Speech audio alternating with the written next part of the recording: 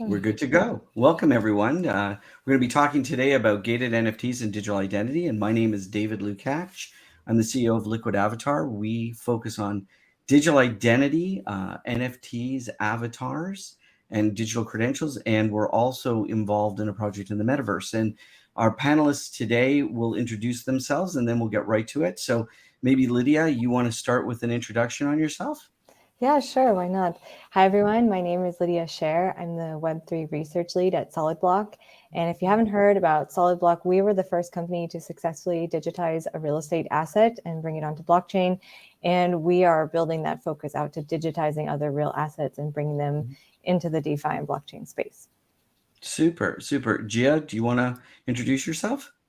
Hi, my name is Mattu. I am actually a writer and analyst at Insight.com. So I cover the areas of metaverse, NFTs, and crypto newsletter. I'm also CEO of CryptoChicks Hatchery, which is a blockchain hub for education that runs across 56 different countries, and also a founder of Visualize, which is an AR NFT company. So I have quite an extensive experience in this space. Keeping you busy. Keeping busy. And last but certainly not least, and one of the busiest guys I know, Ritesh, would you like to introduce yourself?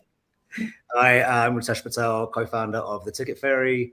We're a full monetization e-commerce CRM rewards platform for live events. More recently, we've been adding Web3 layers to the platform to help events provide gated experiences, NFT drops, anything that kind of really enhances the in-person event experience with Web3. So we're a bit of a hybrid thing.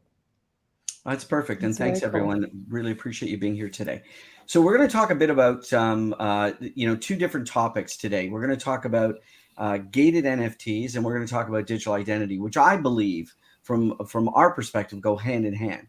Although, I want to be careful here, because when we talk about digital identity, it doesn't mean that it is a full-blown identity. It could be anonymous verification.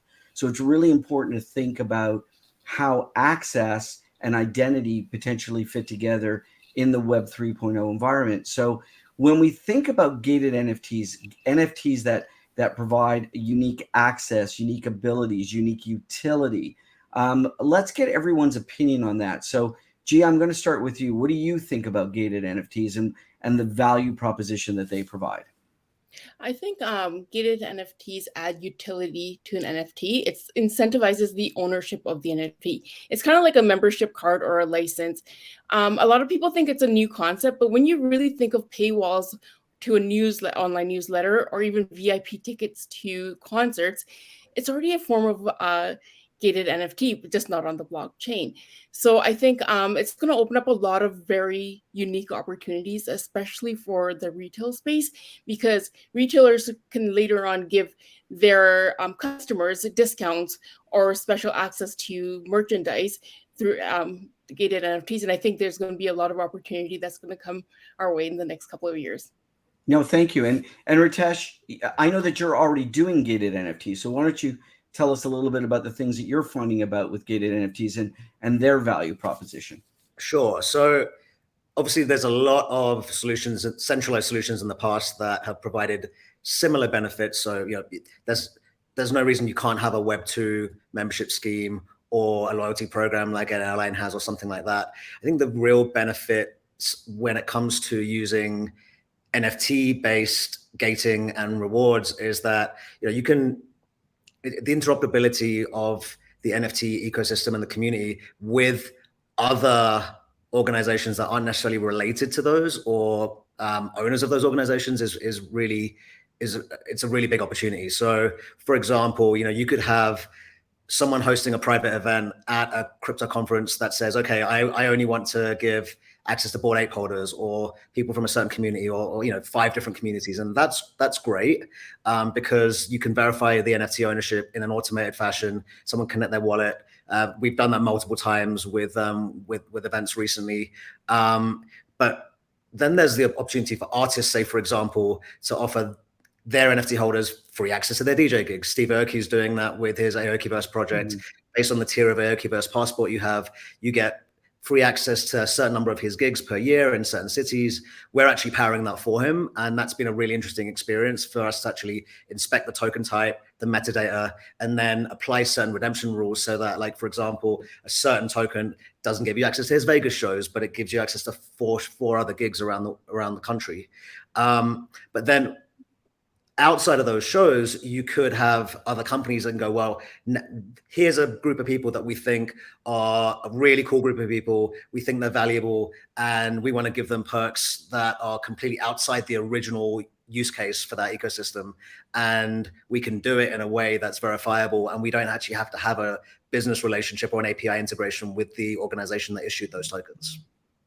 And that makes great sense. And I mean, we're going to get to a lot more about, you know, active applications and even where digital identity fits into there, making sure that the individuals and or organizations have the right of access, not just the access, but the right to access.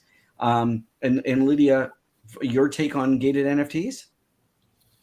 So I actually really like what Ritesh and Joe were saying. So I actually grew up in Las Vegas, and I was recently speaking at the casino esports conference, and there is a lot of interest in using gated NFTs in casino events.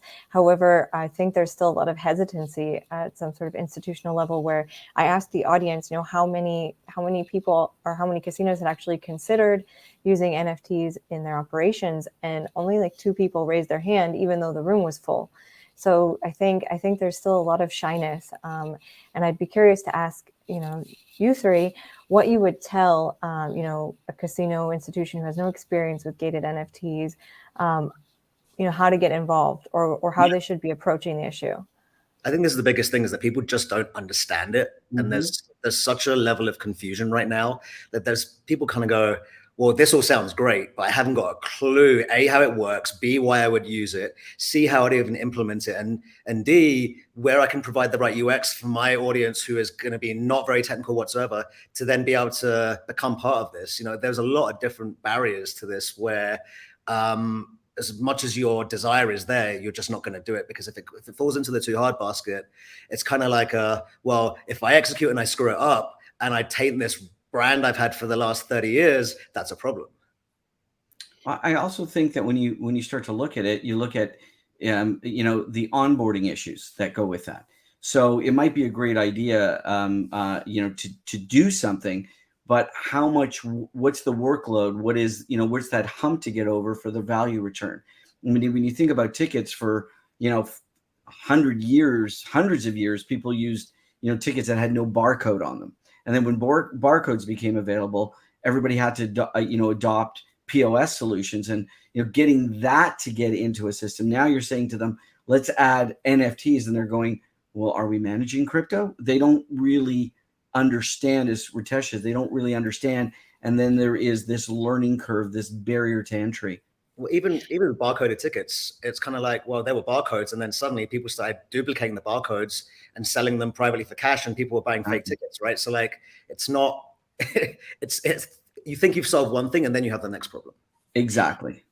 I also think that just as an industry, it's important to get that information out there. So there's a knowledge gap for sure. So when you structure like a proposal for an NFT, you have to say, well, the benefits are security, because NFT ownerships is verified through the blockchain. There's no way to forge token ownership, and also low cost, because there's a few middlemen costs associated with creating and selling and trading NFTs. Creators take home what they earn. So I think those are the benefits that really need to go out there in just simple terms to be like, well, this is what's happening. And I think there's a huge knowledge gap in the industry for the average person to even learn about this stuff.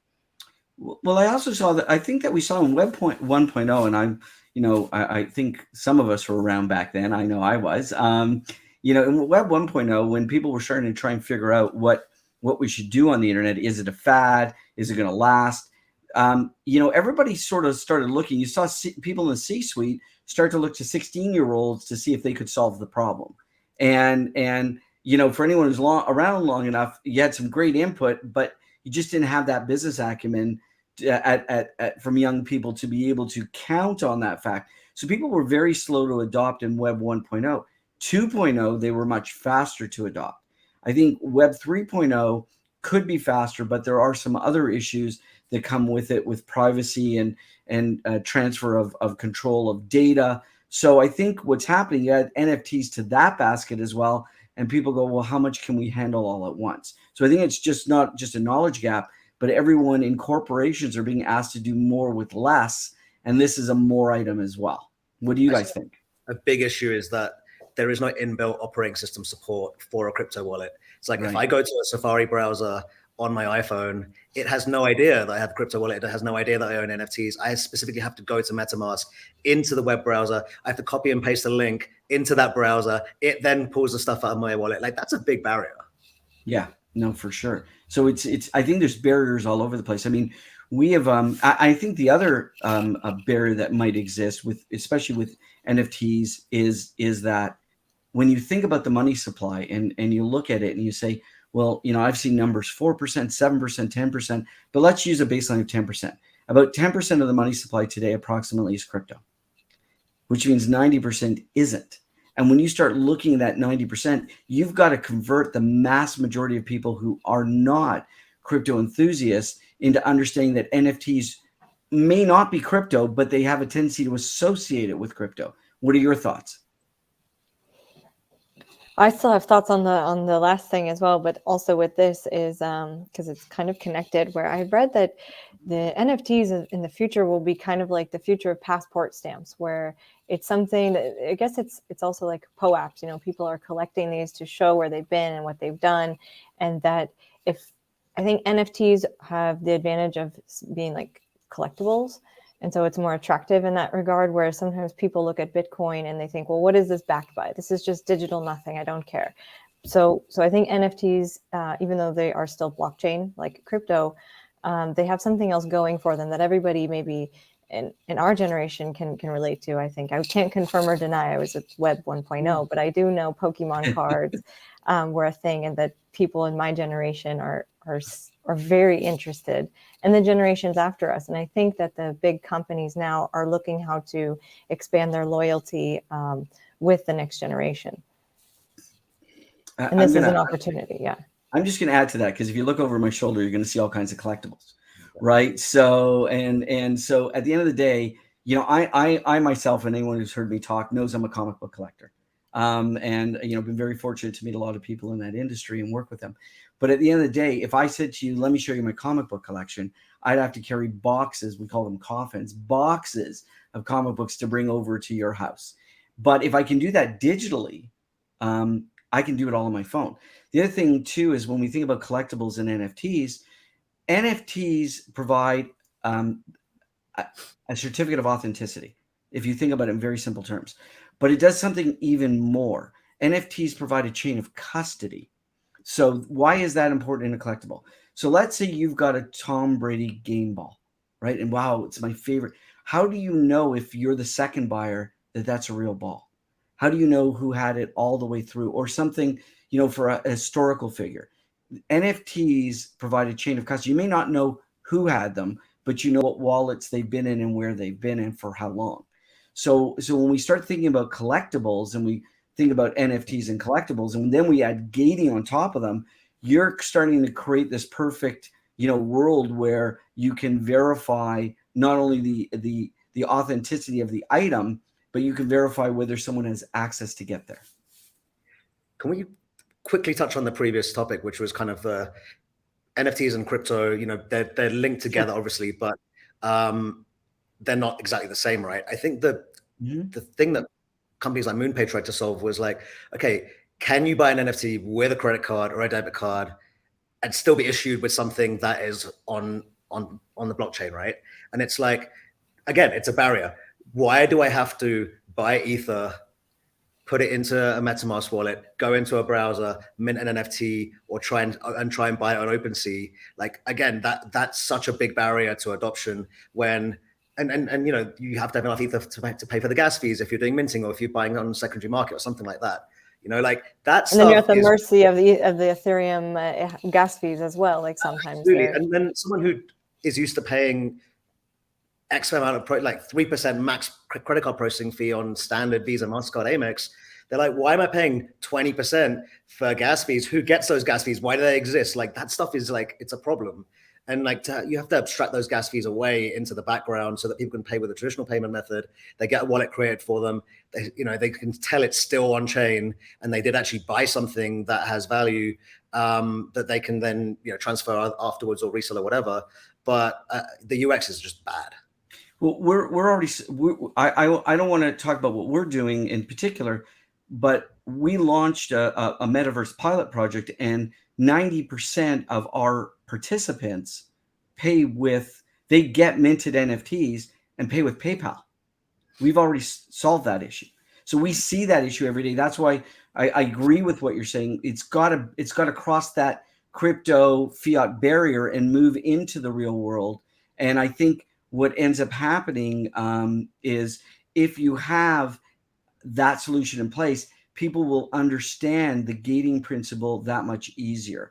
So I want to shift gears for a minute because I think, and I'm going to throw a couple scenarios out into the group, but and Lydia and I were talking about this backstage, but let's talk about casinos just for a moment. Now, casinos, online casinos, they have certain requirements. They may only be able to allow players of a certain age and from a certain jurisdiction into their casino. Now, you might say, well, they allow everyone. Well, that's not true. Recently, we were looking into the country of Aruba, and online casinos in Aruba will allow people from all over the world, except for the Netherlands, because that's considered home territory. So not only would they have to qualify you that you're above age, they would have to qualify you that you fit within a jurisdiction. So adding digital identity in some cases to gated NFTs, we believe is a major opportunity for success. What do you guys think? Well, I'll agree. I can be sure. Also from the regulation perspective, I've been on panels with a lot of lawyers lately, and there's some competing opinions about, just because in the NFT community we say this is ownership, the law doesn't necessarily recognize this as ownership, or we don't have enough precedent yet to determine certain things like real estate transactions on an NFT. And so when we're talking about casinos and entry, this could actually help mass adoption in a way where if there's some, because these are highly regulated industries, where if regulators can confirm that, there won't be, there's some sort of barrier to entry, that it helps adoption in the space. And really quickly, before we move on, I do want to point out that there is someone named Sasha Santiago who asked a really great question. So after this, I'd love to talk about it. Sure. But of course, Ritesh and Gia, I would love to hear what you think as well. No, definitely. I agree with you. Regulations and the law really has to fit in with digital identity, because under this current structure of the international law, an individual can only exist as a legal person if he or she has been given status by state, right? So we need participation from the government to actually regulate NFTs, but also with digital identity. To some degree, this is already happening, like Biden's new executive order that was signed in February.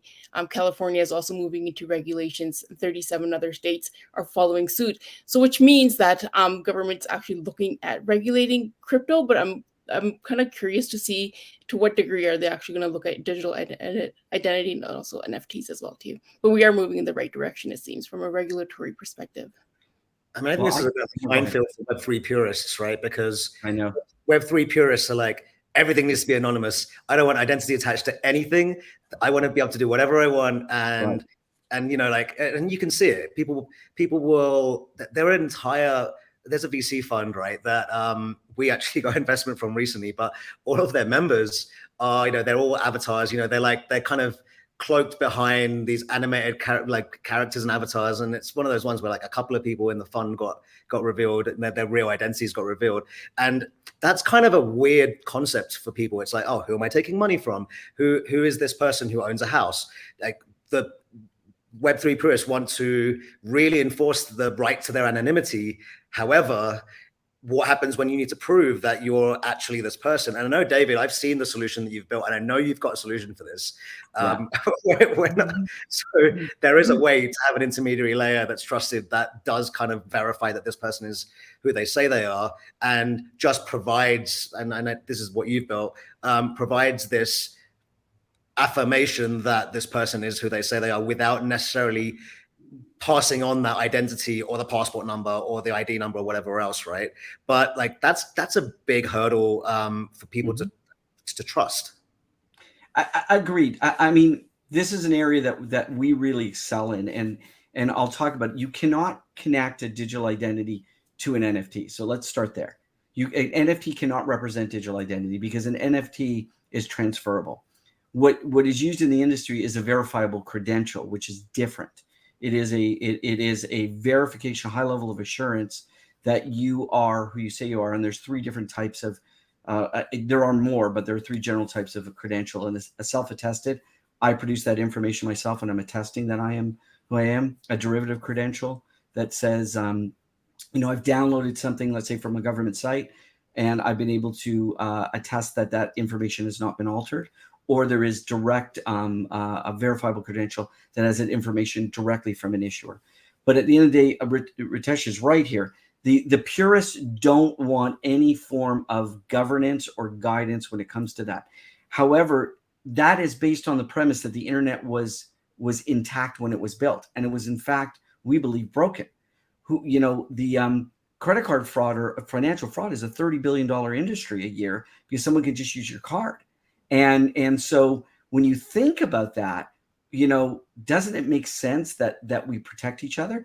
And even when you're doing investments or security transactions, the laws require that both parties be known, or the travel rule under FATF.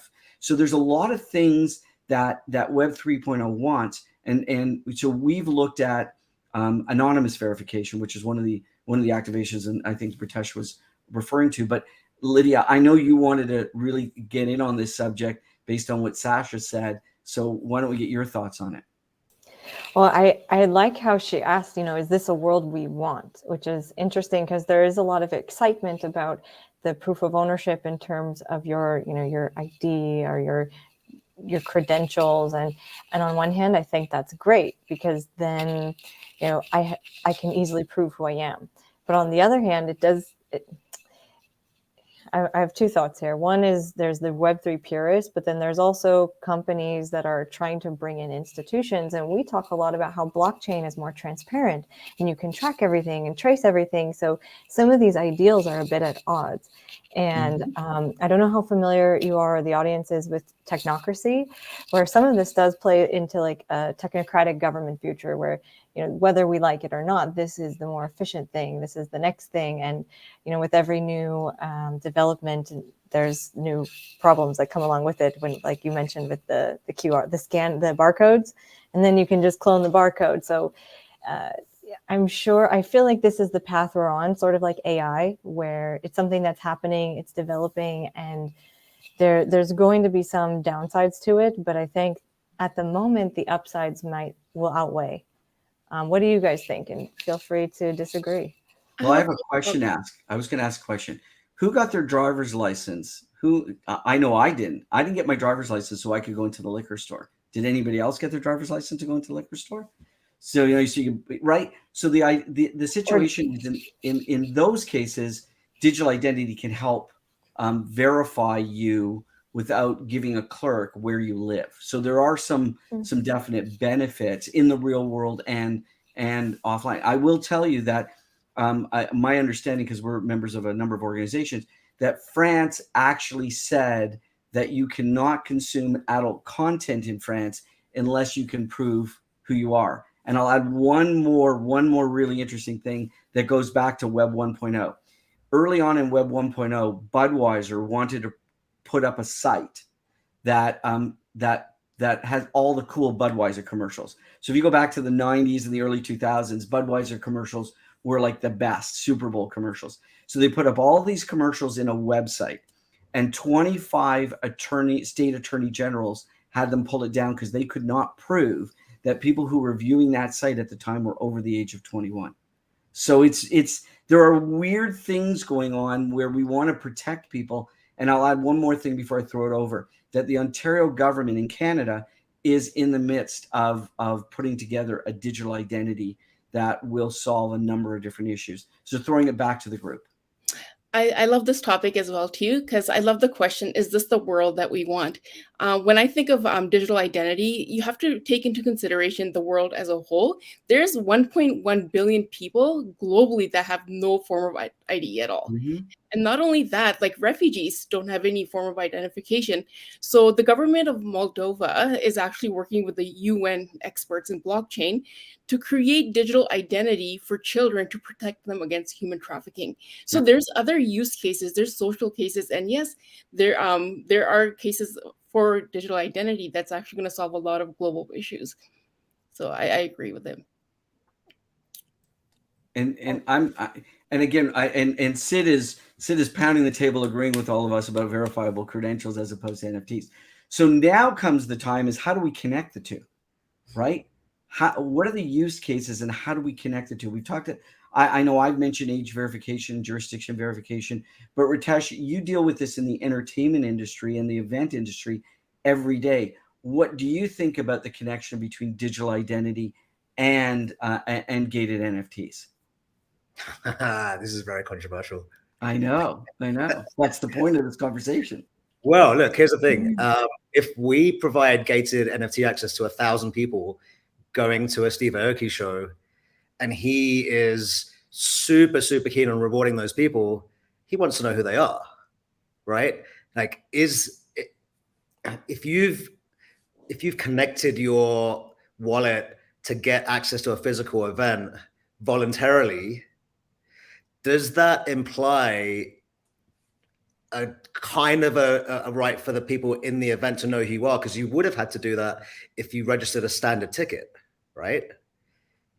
If you buy a ticket online, the event gets the guest list. They get to know who's coming. They get an idea of the demographics of who's in the audience. At what point do you cross the line between being an anonymous NFT holder and someone who kind of transferred themselves from the virtual environment into the physical one? And at which point does the event get to know who you are, so that they can do good things for you, or if there's a safety issue or something, right? Like, let's say that there was something bad happen inside the event, and which has happened in the past. Like, you don't want it to be just a list of anonymous people, because what if you need to get in touch with next of kin? No, we have a tendency to want to create anonymity until we need to do something. It's sort of like, I want to be anonymous and I don't want anybody to know who I am, but now I need medical services, or I need something where that happens. And whether it's GDPR or CCPA or some of these other privacy rules and edicts or the Pan-Canadian Trust Framework that's coming down in Canada, we have a tendency to say, well, we want to be able to share what we want, when we want, with whom we want. So it doesn't mean I want to share everything. So they don't need to know everything about me. Same as a clerk in a convenience store doesn't need to know if I'm buying a bottle of beer that I live at 123 ABC Street. They just need to know the information they need to know to ensure or provide assurance that everyone will be safe and taken care of. The other thing too is when you look at something like Roblox or some of these metaverses, I don't want children to be necessarily conversing with adults in a safe space for children, right? So those kind of things absolutely make sense. Lydia and Gia, what do you guys think? Well, my thought when I was listening to Gia's example, it really struck me thinking about also international cooperation. And I don't want to divert your question, I apologize, but Okay. For me personally, it's been a relevant issue. I've lived in China and Israel, and proving my documents and proving who I am and my background check is always so expensive, and it's such a pain. And I'm wondering if Web3 could help present a solution. But then again, it still requires governments to cooperate on some level. But I think, this could be a realistic use case for proof of identity. I don't know if it necessarily works with gated NFTs, but I was just really curious, Gia, what you think about that really quickly. I agree with you. I just want to kind of tie into what David said with the metaverse as well too. When I think of digital identity, I think of it as a passport, right? Just like the passport that I have right now. Canadian passport allows me to go anywhere globally, right? And I think in the metaverse, it'll be something very similar as well, where you have one form of digital identity with a company that verifies it, a third party, and you can actually use that across. I think that would be one of the solutions for sure, just to have one form of ID that kind of lets you move across different digital But metaverses. in that, so if it's a company doing it, at what point does the government get involved? At what point, do we have these digital identities that are like owned by individuals and companies, but when does the government have to step in, and at what point does it become go beyond national borders? Because like we were talking about in the beginning with casinos, you need to keep out maybe some nations. Let's say I'm a casino operating in the US. I won't allow someone from Iran to participate in my casino, or North Korea or something. I think we have these general agreements of countries who can't participate. Yes. So I guess the question is, at what point does government need to get involved? Because we have, companies and individuals, but when, and some people would say the government shouldn't be involved at all. And also, isn't this just the same as Facebook and Google login? Well, I'm gonna comment here because I think everybody's got a valid point. With verifiable credentials, it's the issuer that provides the credentials. They don't control the wallet. The wallet is absolutely controlled by the individual, and the company doesn't control the wallet. Where people believe, if you want to be a purist and think about this, where people believe digital identity might be going is that there might be artificial intelligence or consensus that creates this. But unfortunately, today there needs to be a centralized anchor in the identity equation. So generally, we would get, again, I talked about 3 different types of credentials. We might get a derivative credential from the government that says that identity is good, and I was able to download information as an individual. That happened in Ontario with COVID credentials. The government wouldn't give a facility that credential, but you could download it and check it against other data. So I think, Lydia, you're right. We want to keep governments out of this as far as we can, but we need their centralized anchor of support to build on the basic identity. But unlike a Google and an Apple wallet, the consumer or the holder controls that wallet, which means if it can integrate with an NFT wallet, now you have the best of everything, because you have your identity, which is segregated, siloed, and owned by you. The wallet is just powered by a third party. And then if you walk into an event, I might say, I'm willing to share my name and where I live, but I don't want to share anything else. So you can connect those single points of data to an NFT, or and if that NFT leaves your wallet, goes somewhere else, the revocation is done. And I know we've only got a couple minutes, so I'm going to ask everyone if they've got any closing statements that they want to make, because this has been fascinating. Certainly for me, it's been fascinating. So Ritesh, why don't you start? I think the biggest thing on every crypto panel that I speak on is that consumer-facing UX needs to be fixed. Exactly. I think it has to be fun, easy, fair, and simple to use. Lydia? I just noticed there was a question about contact info from the panelists. Should we drop that in the chat really quick? I was going to say my closing remarks are this conversation, even though it was 40 minutes, it doesn't feel long enough. I'd love to, keep in touch. I'm open to, you can reach me on LinkedIn. Anyone who's watching and wants to be in contact, you can reach me on LinkedIn.